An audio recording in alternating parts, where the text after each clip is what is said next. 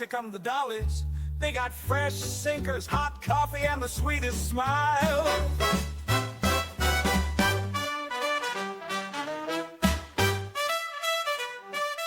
Welcome back to the Clubmobile, everybody. We're so happy to have you joining us once again. Hi, everyone. Thank you for coming back. Hello. Joining us this morning, we're so excited to have you with us, is Eloise-Marie Loeffler, and she is the daughter of WASP pilot Marie Mountain Clark and Hundredth Bomb Group pilot John Clark. Eloise, thank you so much for being here. I got all excited to talk about your mom. I called you Marie. I'm so sorry. Thank you very much. I'm so glad to be here. Thank you. It's an honor to be with you ladies. Well, we're so thrilled to have you hanging out with us this morning. For those of you that don't know or haven't read Marie's book, which you should have done because it was in our previous book club quarter, Eloise, could you give us a short rundown on your mother and how she came to be with the WASP? Well, Mom was a pilot. You know, all the WASP were pilots before they joined the WASP because they had to, of course, qualify. And that was kind of rule number one. You had to be a pilot. She was very interested in air flight, as was Dad. Dad always described it as the air-minded generation because they would see planes, both of them, flying over and be very curious. Mom lived near an airport. Dad lived near an airport, so they saw a lot of planes. So she went and got her Civil Air Patrol training, and was flying since she was about, well, she was 31 when she met Dad. So, and in the WASP, she was 29 to 30. So she was probably early 20s when she was able to get out of high school and be able to work and get her license. So she was flying private planes and then heard about the WASP and immediately wrote to join them and was fortunate to qualify. And so she just loved it. Does that answer your question? It does. Yes. There's something, having read your mother's book, there's something so familiar about her and the way that she presents herself in her letters and in her growing up. And I think it's because, you could really see that your mom was so close to her family before leaving to join the WASP, and that her parents and her sister were so supportive of her in both her flying career and her professional musician career, that reading the letters, you almost feel like you're sitting in a barrack with your mom, kind of talking to her. Those letters they're not like, sometimes you read a letter and it's kind of got like a clinical feel to it. And there's something so like just warm and fuzzy about your mom and friendly, and you want to read more of them, and you want to be Marie's friend, is basically how I came away from the book. So I was like, I would have been Marie's friend. I would have wanted to be her friend. Yeah. Absolutely. Neat perspective. I appreciate that. Yeah, she was. Her family was extremely supportive of whatever she and her sister did. And then they were all very proud of each other. And, there was no jealousy. And Mom had so much attention because she was such an incredible musician, as was her sister, actually. But Mom seemed to get most of the attention. And she was the older daughter. But then, of course, her whole WASP experience, they were very supportive of that. And they always wanted to know incredible details about, they were so interested in their children and each other and other people. Grandpa and Grandma were very much like that. They had millions of friends and honestly very interested in other people. And they were our Iowa dairy farmers, but very sophisticated people. And they were just so proud of Mom and her sister Eloise. And so, in other words, so that explains why her letters were so detailed. And they were interested in every single thing. So those letters are interesting, aren't they? Because it gives so much detail of her training and of the plane and of the other girls and where they lived and everything. I always love going back and reading a few of my favorites that for some reason my favorites are always the mom, dad, can you send me this dress? It's the third from the left in my closet. Or I really want this record to play to my new friends. It's the fifth one in this second pile. And there's one that Gabby and I always talk about where it's at the end, she says, "This is a really silly letter."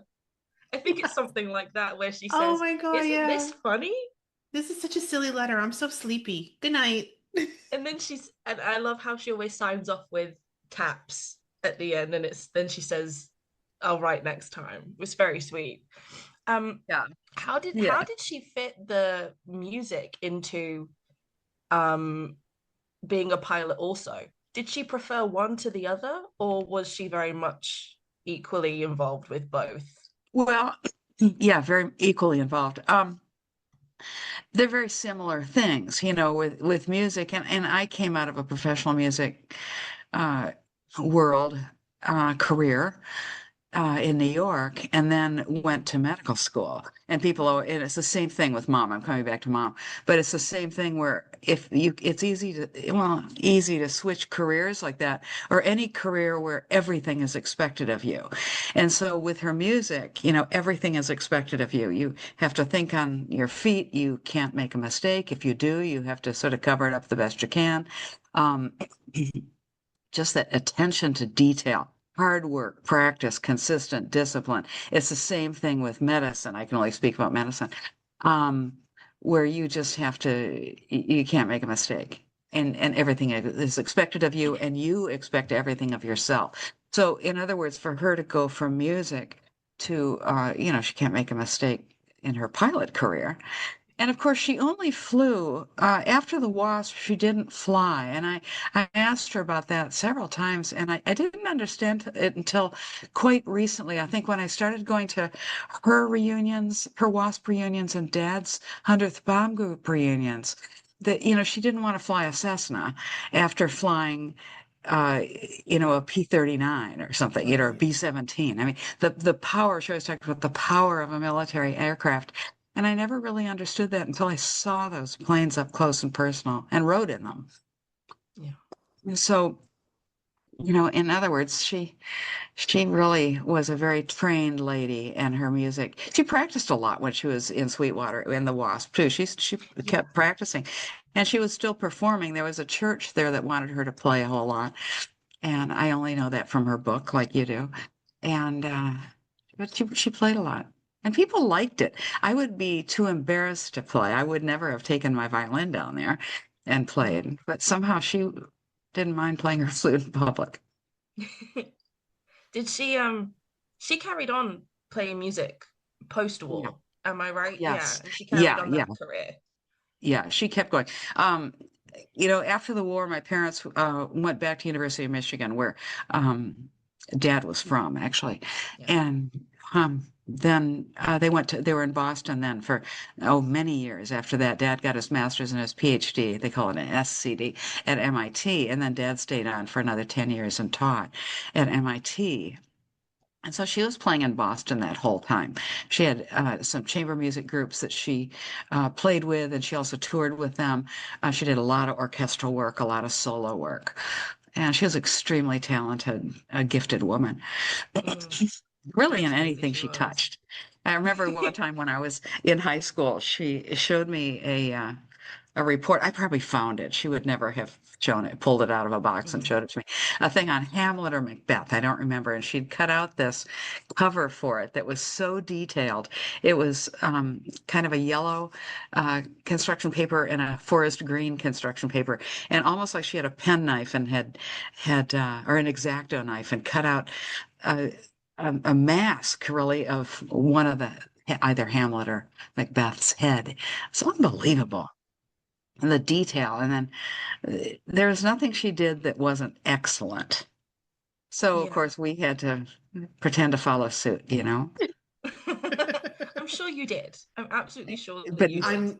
I have no doubt that you guys did. Right. Exactly. There's even a bit in the book where she writes about taking classes at Sweetwater. You know, they didn't just fly all the time. They would take ground school classes, and, you know, they would learn weather reports, and they would do math, where she gets a 98 or a 99 on an exam, and she writes to your grandparents, and she says, well, guess I'm not perfect anymore.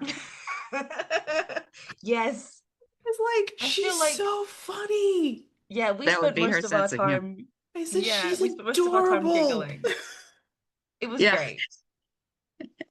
There's a reason we've read it multiple times at this point. Yes. Because we just go back, and it's so comforting all the time. You know, it's interesting, your take on the book, because her personality, actually, she's a very quiet person and very dignified and would never, ever brag.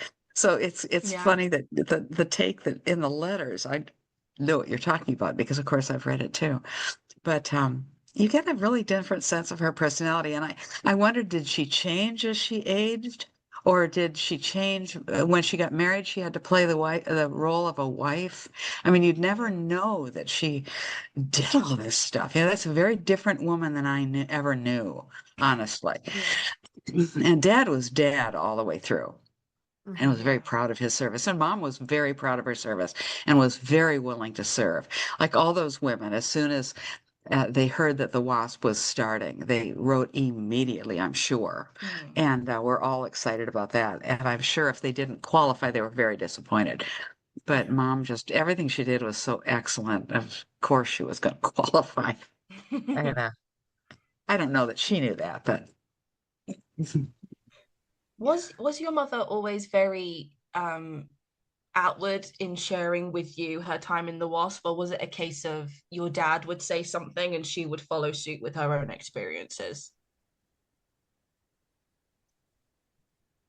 You had to beg her to talk to her. Well, that's a little strong, but you had to bring up the topic of the WASP. She would never necessarily bring it up herself unless it was appropriate.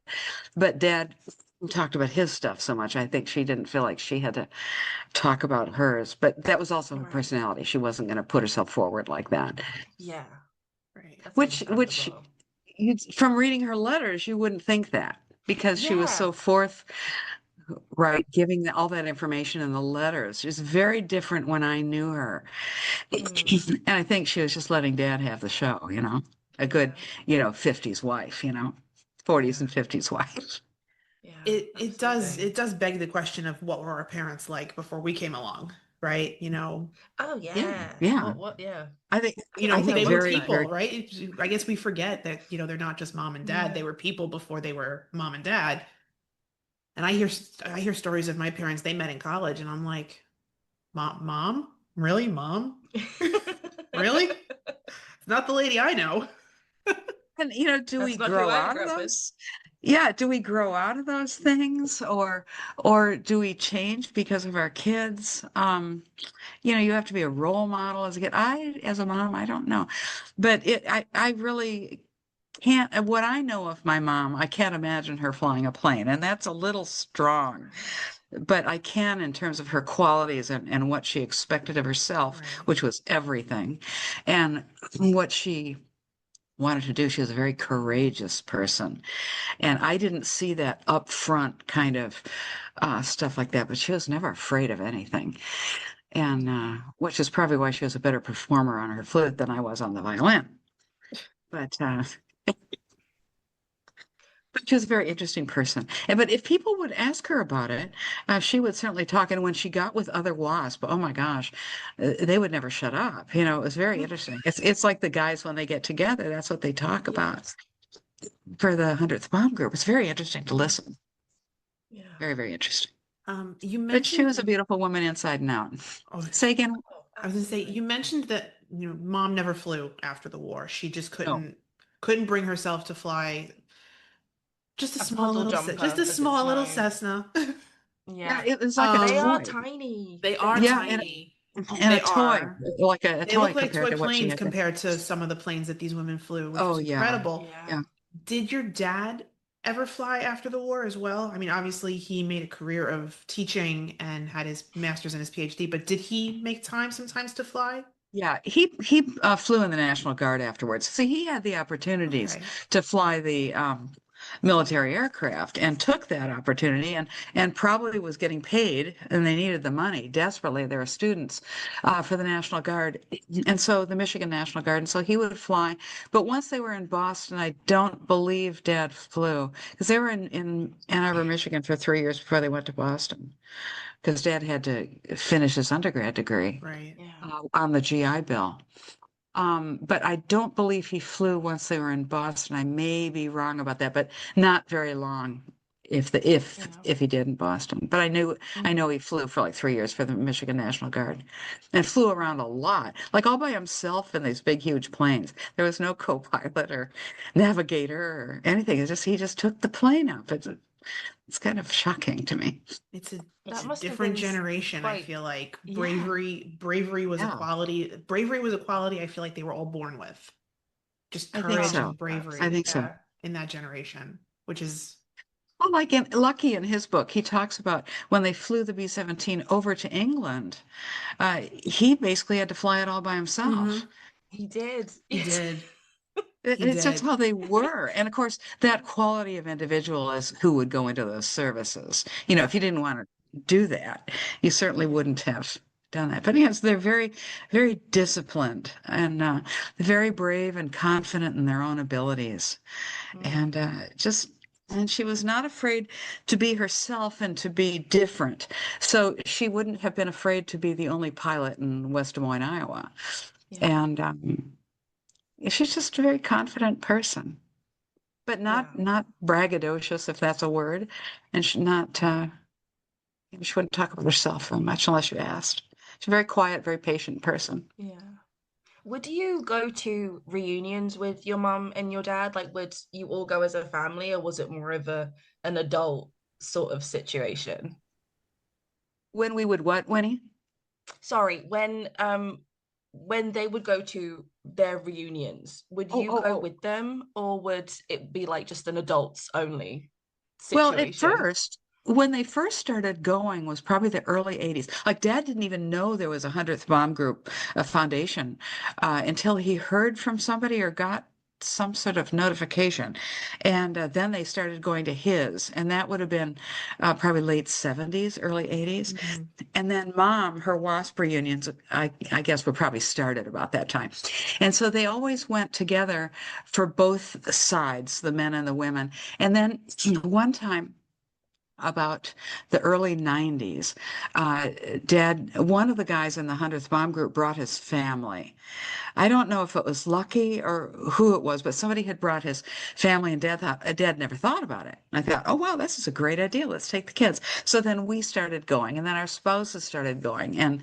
Um, and then we're continuing going. My husband and I, my brother went to the 100th with his wife in New Orleans this past May, and then Rod and I went there also. But then we also went to Mom's WASP reunion at April, I think it was in Texas, and that was neat.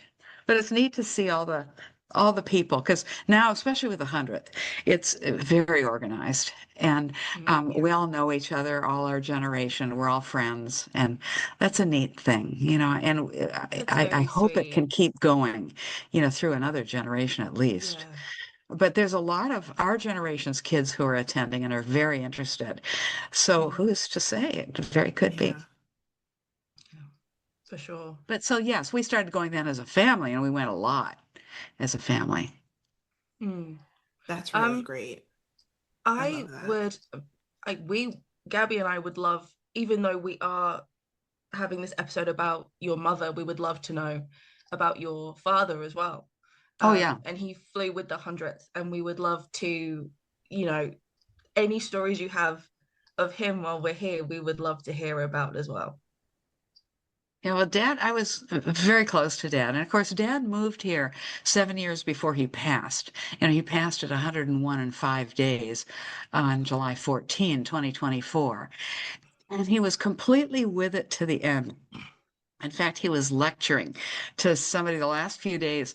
He was lecturing, you know how they kind of go in and out between two worlds. When I say he was Yeah. completely with it, he was. But there would be times when he would be lecturing to no one in particular. Obviously, he was lecturing to somebody. And my friend came to visit and she said, "Oh, Eloise, he's smart to the end." But but Dad just was always so warm and I don't want to say overshadowed Mom, because Mom had a very quiet sense of, you always knew who she was. But Dad was more like me. I should say I'm more like Dad. More outgoing, easy to converse with people. And he was always very interested in other people and their stories, and liked to tell his own stories. And, with his book, he, an 8th Air Force combat diary, he tells a lot of stories, and there were a lot of funny things that he would tell. What I did notice, and I think this is really typical with the guys, and what I hear from other children of the 100th Bomb Group guys, is they tend to tell the funny things.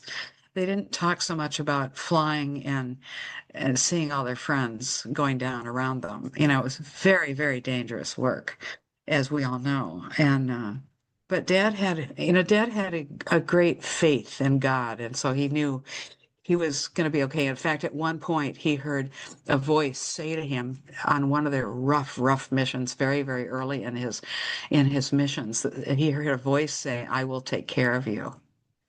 Wow. Wow. That's amazing. So, That's incredible. that he had more confidence than after that. Not that now Dad was also a very confident thing. That's what Mom Yeah. loved about him when she met him. I remember her saying she loved his enthusiasm and his go go get itness, whatever you call it, and his confidence. And he was 8.5 years younger than Mom. So he was 20 years old when she met him. And she was, basically 30, 30, 29. And just, you wonder how that works. And I asked Mom, I said, "How did you marry a guy who was so young compared?" And she said, "Well, the war really matured these guys and what they had been through." Yeah. So, The letters that she writes to her parents right after she has met him, where he's a little young for me, but I like him. And then she's trying to decide between him and someone else, and she's going on different dates with all these people. And then there's one where she finally makes it official with your father, and then the next picture is them getting married, and it's one of my favorite pictures in the whole book because they you know, look so happy and so sweet. I love it. it's interesting because they met on May 4, 1944, and they then married on July 9, 1945. They were apart for most Yeah. of that time, and Yeah. they would write letters, and it would take 3 weeks to get the letters back and forth. And today it's instantaneous. The kids are on the phone and instant Yeah. communication. But they didn't see each other more than maybe 3 months of that entire time.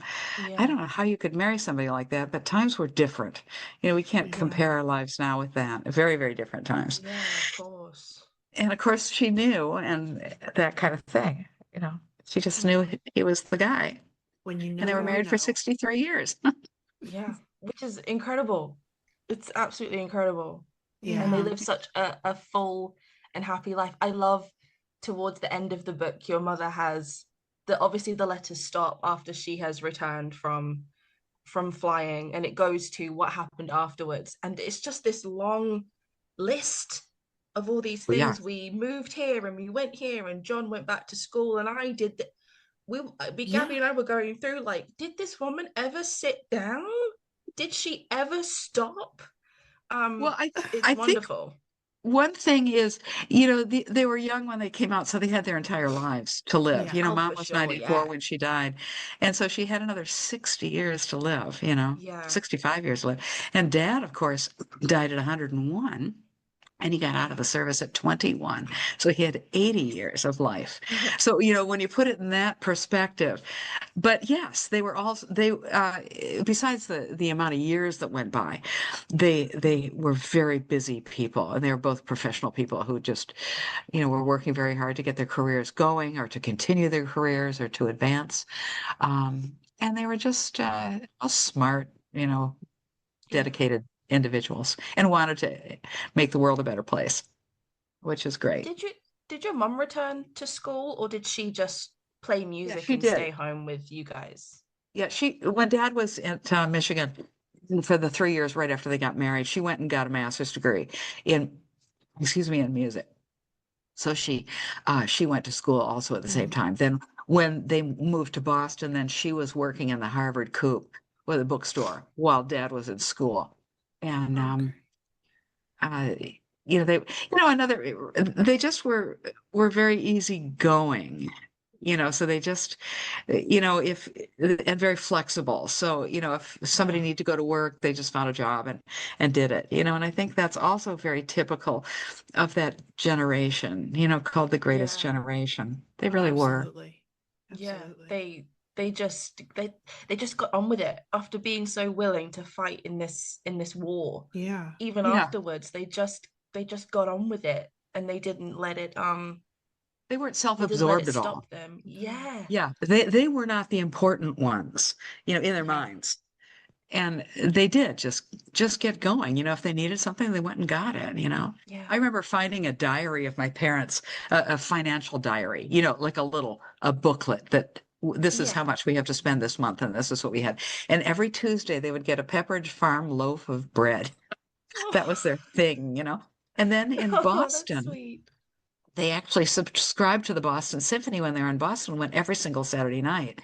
And somehow they just put their money to that, and the things that they wanted to do. And of course, they sat in the cheapest seats way up at the top, which, they love to do. And then, of course, we started coming along, but they still continued their Boston Symphony subscription.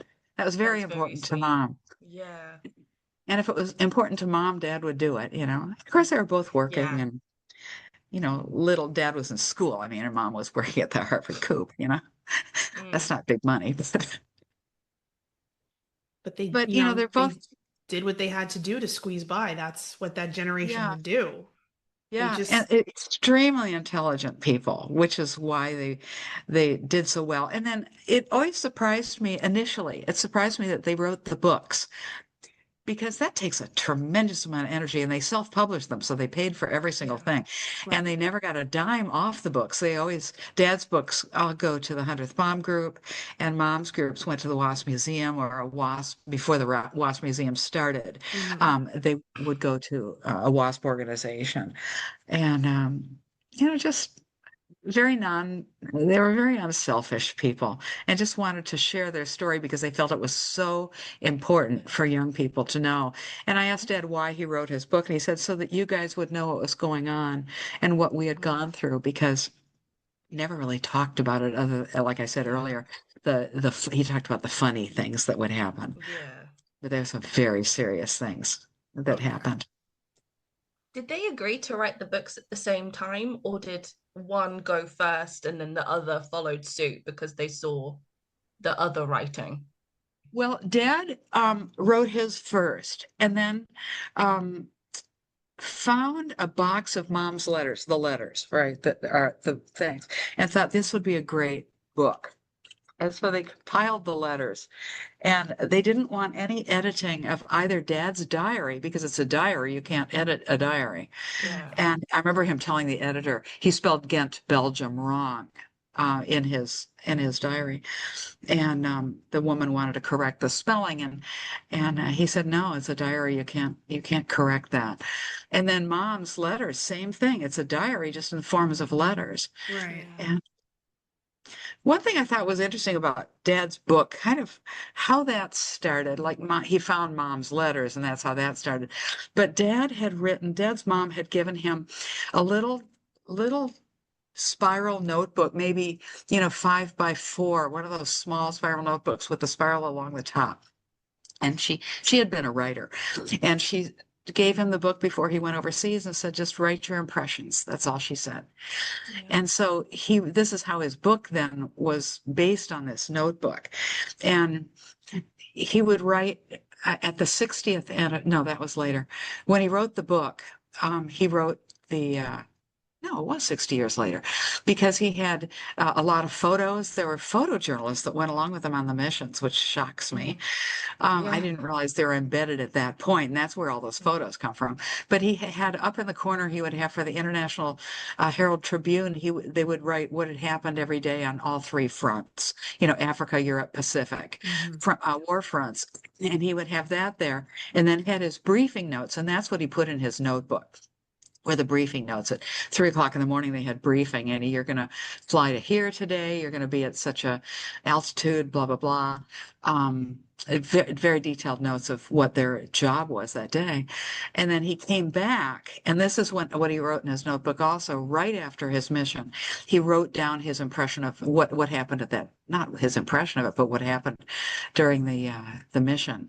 And these guys came back and they were absolutely exhausted, and they were cold and they were hungry and all that. Dad had the discipline, and both my parents were extremely disciplined, to sit down and write that right while it was fresh, because he knew if he ate, he'd just go right to bed, and then the next day was another mission and it would be lost.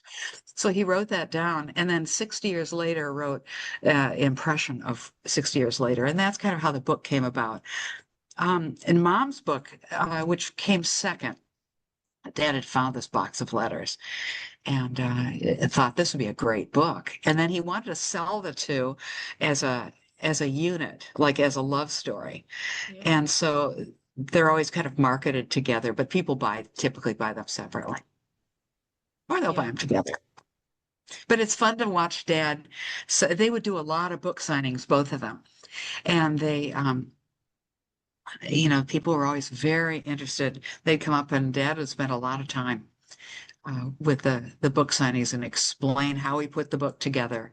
And I could frankly do Dad's book signings now if they wanted me to with the 100th, because I've heard what he would say to the people, and the people were so interested in him. But it was his personality that drew people to that too. And that's why they did a lot of book signings, sold a lot of books, which was neat. It's very sweet. I love that. I love that the proceeds will go to, like, if you buy your dad's through the 100th Bomb Group, the proceeds go to the foundation. Your mom's will go to the WASP Museum. Mm-hmm. Ahead of there being a WASP Museum back in the late 60s, early 70s, I know that the WASP had it was the Order of the Fifth was their organization. Yeah. Was your mom part of that? Because I know that was the order of women that really took up the charge to fight for their militarization, right? For their veterans benefits and post-war. Was your mom involved in the fight directly? Was she kind of, I'm here, but I'm going to support you? Or, was she in DC at all for that? Because that's always a story about these women that just blows my mind, that years later, they put their uniforms back on and they took up their fight again. Mm-hmm. And it just shows how strong they were. So I'm just, I'm always genuinely curious who was there and the pieces of the puzzle. Yeah, it's interesting you say that, Gabby, because I've read a couple things about the Vietnam women.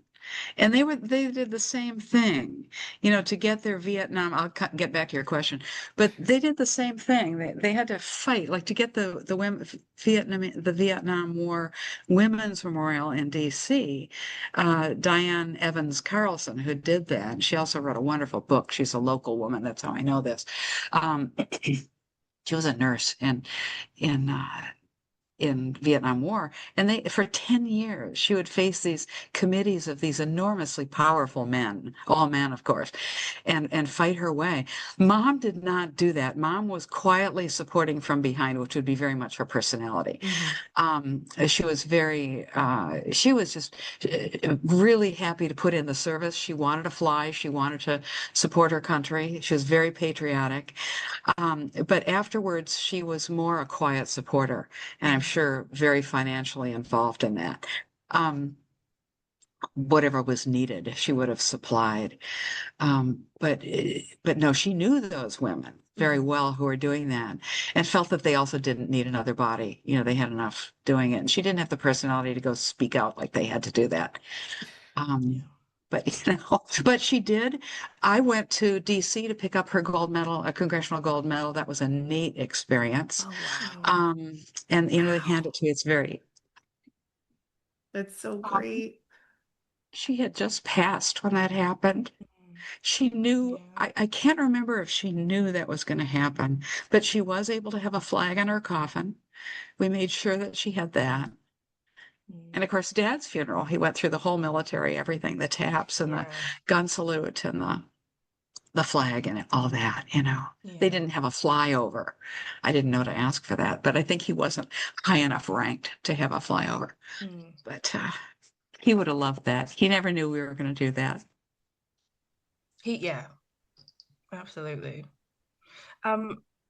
I feel like I'm kind of messing it up for you guys in that I'm talking about mom and dad kind of, they overlap so much like that. No, that's exactly what we want to do. We wanted to know how that my parents met each other. And it was interesting. It was May 4, 1944, which was Dad's mother's birthday, come to think of it. And they were both stationed in Las Vegas. Dad was there for B-17 school. Mom was there. That was her first assignment. First and only, I think, assignment with the WASP. And she was going to be teaching instrument flying, and she took up, the guys would come back and say, there's something wrong with this airplane. See, this is where it freaks me out about my mom. There was something wrong with this airplane, so she would take it up to figure out what was wrong. Yeah. I never in my wildest dreams would do that. Again, so it goes back to their bravery. Yeah, exactly. Would you get on a plane at the Delta terminal if they said there's something wrong with it? So, get on. We're going to take it up and try to figure it out. And see what happens. Yeah, no, thank you. Absolutely you figure it out, and then you tell me it's safe to get on. Then I'll get on. Yeah, there's just no way. That's what she was doing. So it was his first day in Las Vegas, and he was sitting in the officers club, and she walked into the officers club with a record under her hand. Remember, Winnie, how you were talking about she would take records, wanted to take records to play for her friends and for her. And I guess there was a record player in the officers club in some back room. Like, how would they think to do that? But that's just what they did. And so she was walking through, and he saw this beautiful woman walking through, and noticed she was wearing wings, and he thought, "Oh, who's this?" So of course he had to introduce himself because Dad, of course, is not shy, and went up and introduced himself, and then he asked if he could. They were talking, and she said she was going back to listen to a Debussy record, a French Impressionist composer. And he said, "Oh, I love Debussy," but he had no idea who Debussy was. But smooth, John. Oh my gosh. And so she said, would you like to listen? That's how she would talk. And would you care to join me to listen? Something like that. And of course he said yes.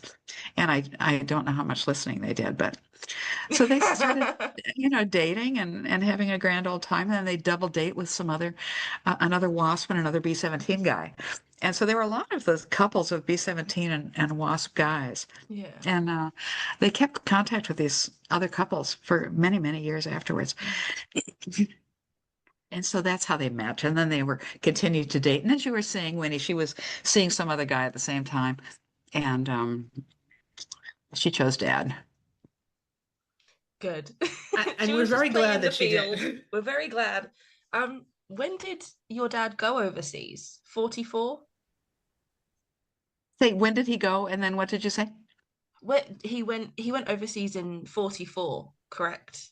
Yes, he went shortly after he met Mom because he was in B-17 school. And what's interesting to me, I'll get back to your question, is these guys, the reason they needed the WASP is they needed people to train them because the guys were, 18, 20 years old. And all the men who would normally be training them for the military were overseas fighting. And so the WASP then were started to train these guys, which is what they did. And so now where was I going with this? What was your question, Winnie? I'm sorry. Your dad Dad going went over overseas. shortly. That's right. So Dad, then he trained on the B-17 and went to a couple other places after that for further training. But it was not very many months later. But was it April he went over? No, it couldn't have been. That would have been almost a year later. I should know this. You guys would know this from, you've got the book sitting in front of you, so you can fill it in when you do the thing. He went over, they were together a month, I know that, in May when they met. And then he was gone until he came back just before I know he came back to the States in April before they got married in July, but he was at getting debriefings and going to all these different places. Right. And they didn't see each other till about maybe 2 weeks before the wedding. And he came to West Des Moines and they then got married. Yeah. They went down and got the ring from her uncle, who was a jeweler. And Dad proposed at the Waterworks Park in West Des Moines. Oh. And so it amazes me they just didn't see each other, and they had all these letters. And can you imagine writing a letter to someone you don't even know is still alive? She wouldn't have that been must have been told that anything incredibly, happened. Yeah, she wasn't immediate family at that point. Right. Yeah. So, you'd hope that It's his daunting. family would have told her if something happened. I'm sure they would have. Yeah, you would hope. Yeah, it must have been incredibly daunting to write down everything that you've been doing with the possibility Yeah. that the person you're writing to isn't there anymore. But and it always took such a long time to get there. It took 3 weeks, Yeah. which is That's crazy. unbelievable. One thing I find kind of interesting is after they got married, they got married in July, and then school didn't start till September in Ann Arbor, Michigan, at University of Michigan. So they of course had nothing, and they lived with his parents in Royal Oak, Michigan, which is a northern suburb now. It was out in the country at the time, but a northern suburb of Detroit. And mom's family was very different than dad's family. Dad's family, they lived kind of in a tar paper shack. They had 5 kids. They were extremely poor. And his dad worked, as they say, at Ford's. That's how they say it. But at that time, they could be fired. Henry Ford would walk down the line and just fire you for really anything. That's actually how the union started, is because they had to have some support. Yeah. And so they lived with the family, and Dad's family, they were all really neat people, very highly educated. Grandma insisted on education for all 5 children, and all 5 of them have PhDs. And so education was very, very important. But where they lived was this absolute tar paper shack. And Mom, I'm sure, was quite shocked. Dad always thought she was probably quite shocked. But of course, she never said anything about it because it wouldn't be nice. It wouldn't be appropriate. Yeah. And they would feel bad. But she went along with the ride. And then, when they could have their own apartment in Ann Arbor when school started, that was a different deal. Yeah, for sure. Wow. I'm trying to. So, Dad, you were wondering about Dad's upbringing and how he became a pilot in time in England. Yes. Again, that, as I was mentioned my grandmother a minute ago, Grandma Clark, Dad's mom, insisted, and his father too, insisted on excellence, just like my mom's parents did. And of course, they were all incredibly bright, intelligent kids in Dad's family. And it did very, very well in school. And it was just, they again saw these planes flying over. He and his brothers were very interested in aircraft. They built a ton of models of every single airplane that could be, and won all sorts of contests flying them. But they were just little, balsa wood models of stuff, and they just loved that. And they were all engineering oriented, the guys, and so they could get this stuff put together. They weren't necessarily from kits. They built them from scratch. We can fly them. And so Dad became a pilot, and then did his stint, and then flew in the Michigan National Guard for several years after that, and then was concentrated on his academic career, which was quite spectacular. Yeah, what was his PhD in? What did he? Mechanical engineering. Wow. Mechanical engineering from MIT, and his area is heat transfer and thermodynamics, which is quite an academic thing. And he was a researcher. He didn't do practical engineering like design. My brother was a practical engineer. but in mechanical engineering. But Dad was a theoretician and did tons of research. He was worked on the Nautilus with Rickover when the Nautilus submarine was first coming out. He was part of that crowd because Rickover would come up every Friday night about 9. He would arrive in Boston, and the team from MIT would work with him then for many hours, then all night, and then Rickover would go back to Washington. Admiral Rickover. Then he was very involved in the initial solar energy stuff from that was in the late 40s. You know, we think of solar energy as a fairly, at least I do, fairly recent phenomenon, but it's not. It went back, and he was involved in a lot of that at the very beginning. Yeah. So that whole heat transfer. Smart people. It missed me, but they were both very, very bright. My brother I is. doubt that. I very highly doubt that it missed you. I highly doubt that. I think my brother got more of that than me. No. Brother would be an interesting interview for you. He would be talking more about the technical side of things if you were interested in that. My brother is a pilot also. So he would understand all that side of them much more than me. I know sort of the personality part. In fact, at Dad's celebration of life, my brother Dave talked about Dad's academic and that type of hardcore factual stuff. I talked about Dad's character, which was more what I knew. And that kind of thing. But Dad's parents, back to his upbringing, Dad's parents insisted on excellence in education, and they read to them constantly and had them read. And Grandma was quite an educated person herself, and insisted that the kids all read, and do very well in school. And Dad would talk about he was kind of a naughty boy. And in school, he would take somebody's pile of books and throw them down the hall in junior high. And the one of his teachers said, "John Clark, I just don't know what's going to come of you." And then the principal told his boys will be boys. Yes, and the principal at one point told his mom, "John is just a bad boy." And I'm sure that carried on through his life. I bet he was still a little cheeky. Yeah, he was. Fact, he was fun.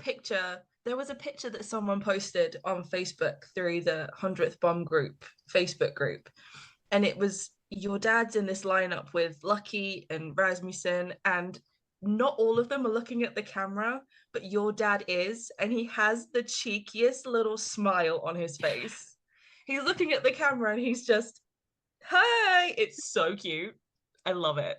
They're not paying attention, but I'm here. It's good. Yeah, I was just gonna say, I'm looking. I was just gonna say, Gabby, he was probably the only one paying attention, and the only one that could hear me.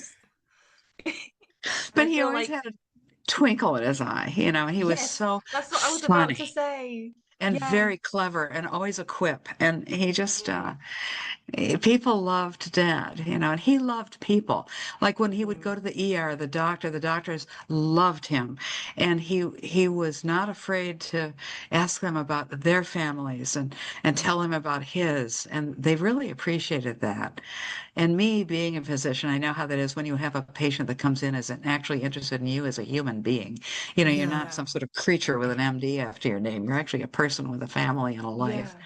And he was very interested in other people, which made him very popular. I love that. You can, in that particular picture, you can absolutely see that his character shone through so much. Even in the pictures of him younger that are featured in your mum's book, he's still got that cheeky little. I just kind of want to pinch his cheek a tiny little bit because he's so. He's very cute, isn't he? Very handsome and very cute. Yeah. There's one particular one where they are looking at each other, and your mum's just slightly taller than him, and because she had her heels on. That's another one of my favorites because she had the heels on.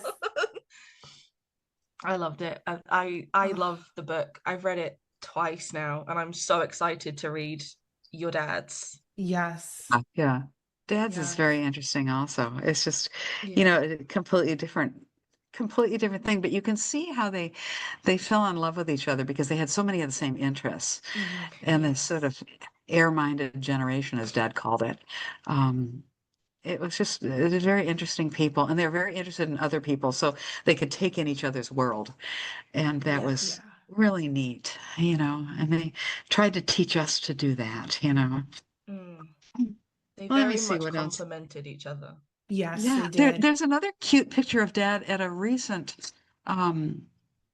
recent 100th Bomb Group reunion where he had on a flying hat, and he's laughing, just, and I don't know where that, but that picture is out there. We'll It's find he's it. sitting in We'll a chair. figure it Yeah. out.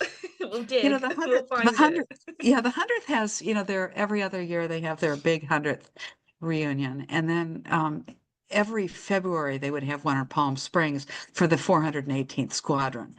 And they would all get together. And that's where we really got to know a lot of the people. And then when you get together in the big 100th, you know some people.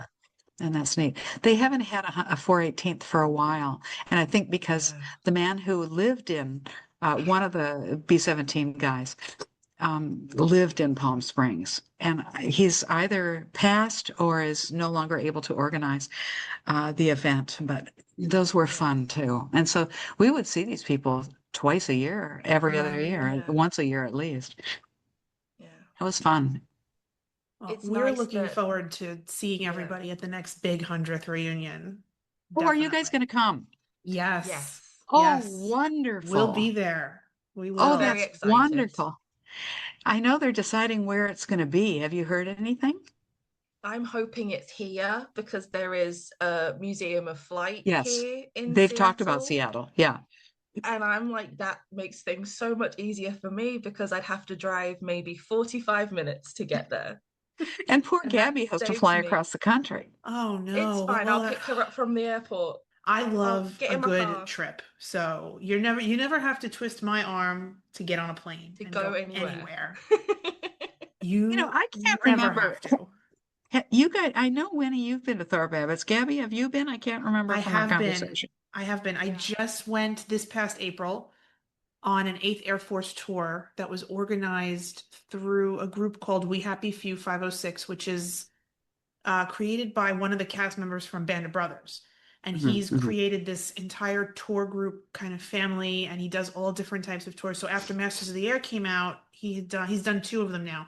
8th Air Force tours with trips to Thorpe Abbott's and different, Air Force related bases in the Cambridge area. So I got to go up in April, which was great. And like I said, you never have to twist my arm to get on a plane.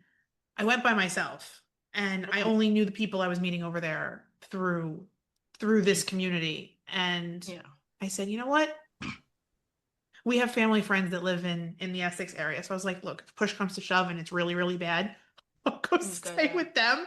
But I got up and I went and I did it by myself, and I made friends that are going to last a lifetime on that trip. But that's neat. That's wonderful. Like to be on the grounds there to see it.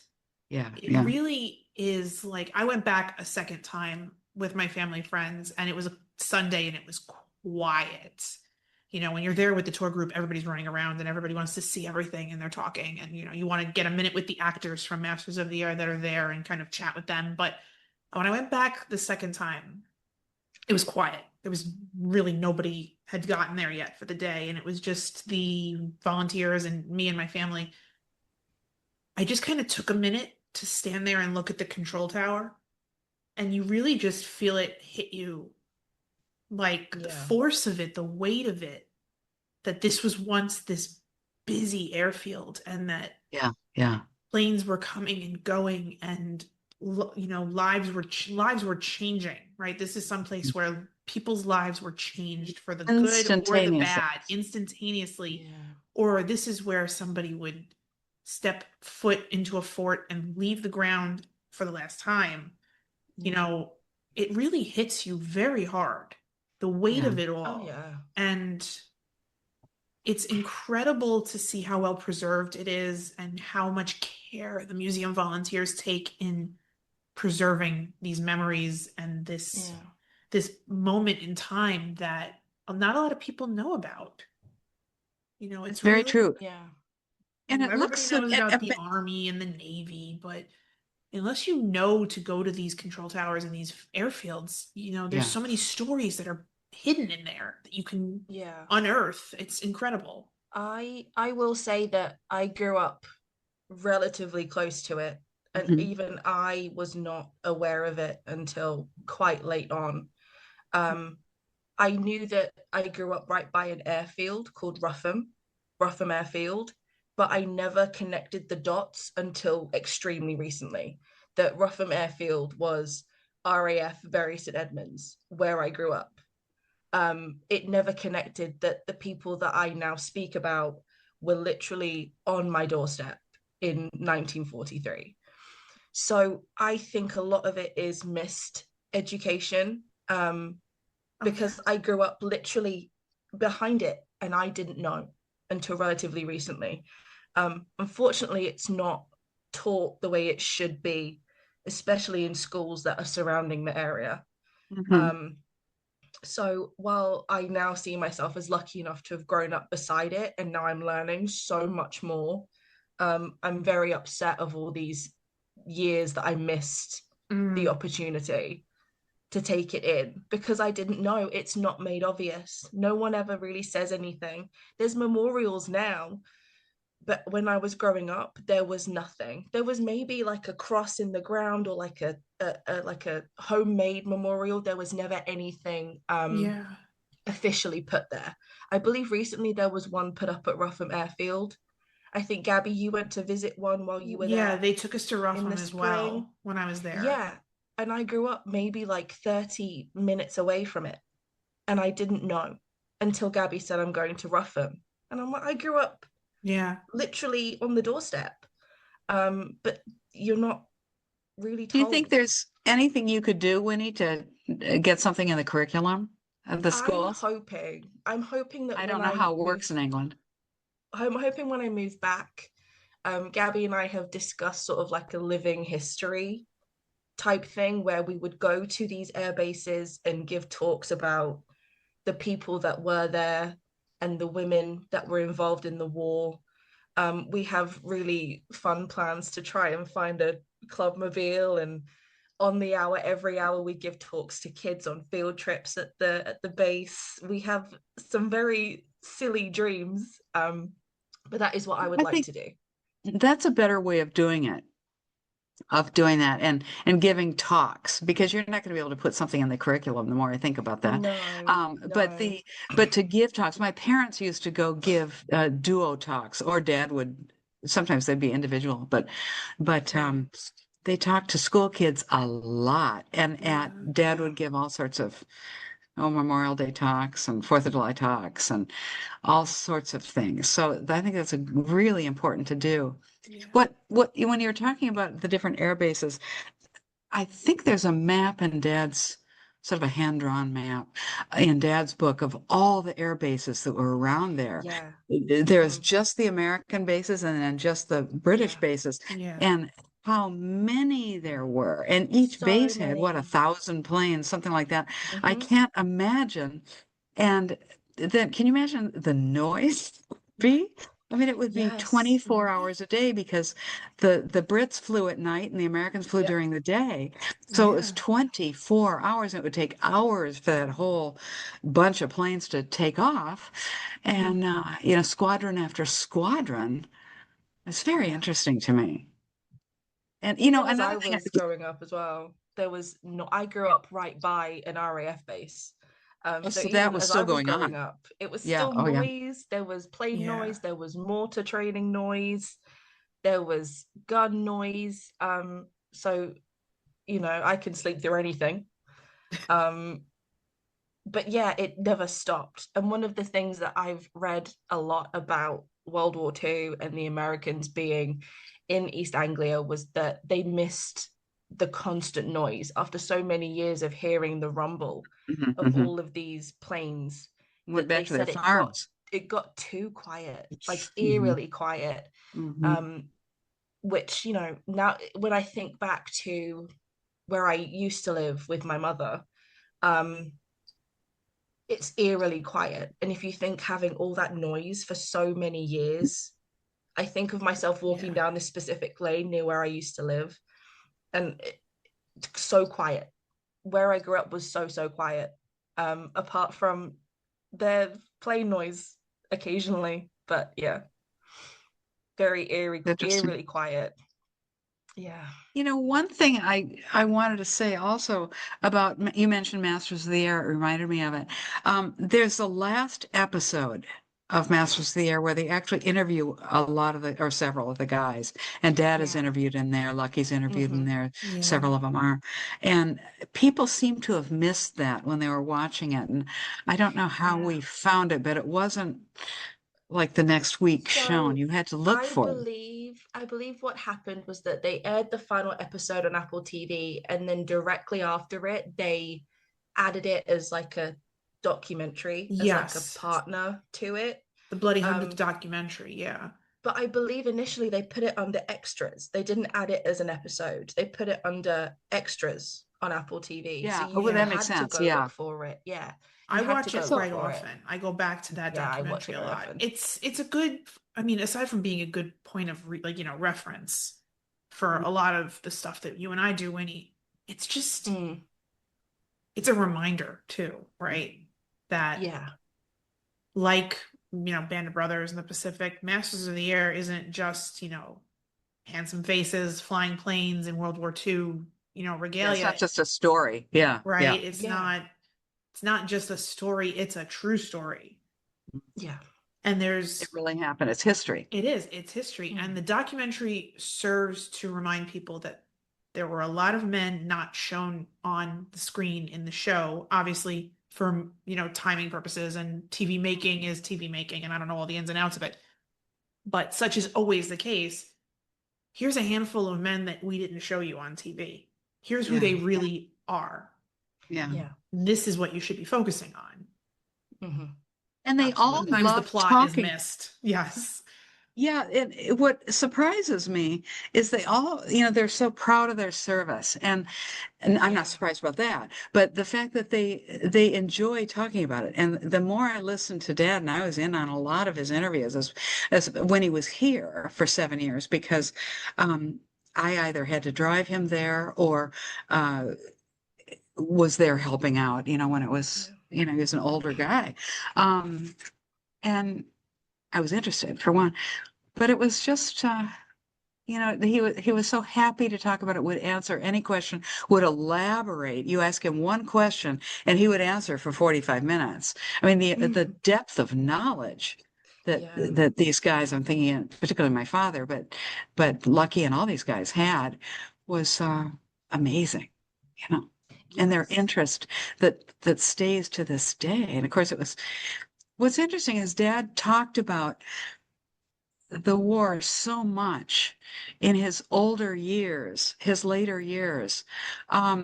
His career was, 70 years of high-powered engineering stuff, but his year basically in the war he talked about all the time. It was like that was the only thing he ever did. And he would talk, if you asked about his career, of course he'd talk about that, but he really was very interested in talking about the career. He was also talking about the war. He was also very interested in educating people about it, which is why he, like what you're talking about, of going and giving the talks at these places. That's what they did. They went out and talked a lot to school groups and groups of people, different groups, adult groups, war veterans, etc. It's interesting. I was so glad they wanted to share that. They didn't want that history lost. It should be which shared. Is what you're saying. Yeah, it should be shared. It should be even in the curriculum in the States. Even when I was a kid, and I'm going back when I was a kid. God, even high school history. I've been out of high school almost 20 years. I mean, the curriculum is, you get the basic, right? You get that, it was the Allies versus the Axis power, Hitler, and the big name that shows up in every book is Patton. Patton's Third Army. That's the one that they shove into every history book. And unless you make a college career out of history and you study it and you go for your master's, you're not learning the rest of it. Yeah. You're getting the basic, the core curriculum of the US is that it was, Eisenhower, General Eisenhower, Patton's Third Army, and that Hitler was the bad guy. And that Japan bombed Pearl Harbor. That's the basic four walls that you're getting in a history education in an American high school. It's not enough. While you got Patton, I got Winston Churchill. Yeah. Oh yeah. So again, basically, that's how we complement one another. You teach me about that, and I teach you about Churchill. I'll be very honest. Growing up in school, I used to be like, "Oh my God, okay, we know, right?" Like you get freshman year of high school, sophomore year, like, okay, we know, right? Hitler was bad. Japan bombed Pearl Harbor. Eventually, you get it, right? It starts to click. Now, as an adult, I'm sitting here going, that's not enough. Like they're not giving these kids enough. These kids are going into the world not knowing the history at all. That is so true. That is so true. Are you ladies ever coming to Minnesota? Not that I know of, but I would like to. But hey, please let us know. You never know. We might the same if you ever come to New York, if you ever come for a visit or anything, let me know. I love that. They were a cocktail or a cup of coffee or something. It'd be great to see you. Absolutely. Thank you so much for this wonderful time together, ladies. Yes, thank you so much. Thank you. We are so appreciative of hearing so many wonderful stories of your mom and your dad. And for our listeners, don't forget, if you haven't read Dear Mother and Daddy by Marie Mountain Clark, you can pick that up. You can pick that up through the 100th Bomb Group as well. But we do ask that you buy that one through the WASP organizations so that the money goes to the WASP Museum, and that we ask if you buy John's book that you buy it through the 100th Bomb Group so that that goes to the 100th Bomb Group Foundation as well. We are here at this podcast avid supporters of the WASP and the 100th Bomb Group. So if you can help in any way, we ask that you do so. And if you haven't read them, we also recommend very highly that you do. And thank you again, Eloise, for coming to join us. We had a wonderful time. We did. Thank you. I had a wonderful time too. Thank you so much. Really appreciate it. And I appreciate you getting the word out about all these people, our parents' generation. It's very important. Thank you for that. We're happy. And it's very important. Happy to do very important to us to carry it on. Yes, absolutely. We're very happy to do so. Yes. Great. And so nice to meet you both. You as well. And to all our listeners at home, we will catch you guys the next time the Clubmobile comes around. Great. Bye, guys. Thank you. Thanks for listening. Bye. Bye. Bye.